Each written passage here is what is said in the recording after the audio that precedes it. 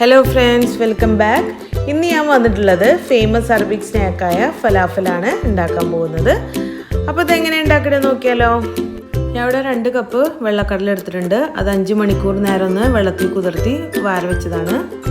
അടുത്ത വേണ്ടത് ഒരു സവാള, 1 കപ്പ് മല്ലിയില, 5 വെളുത്തുള്ളി അല്ലി, പിന്നെ നേരത്തെ കാണിച്ച കടലയും കൂടെ നന്നായി ഒന്ന് അരച്ചെടുക്കുക.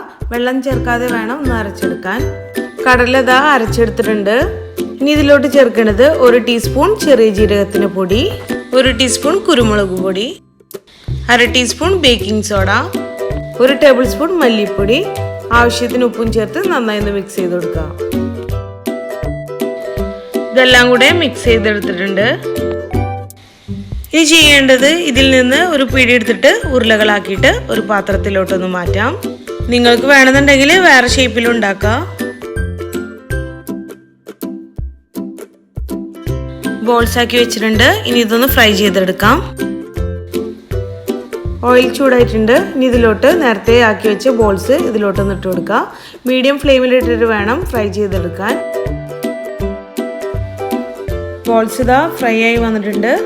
ഇതൊരു പാത്രത്തിലോട്ടൊന്ന് മാറ്റാം.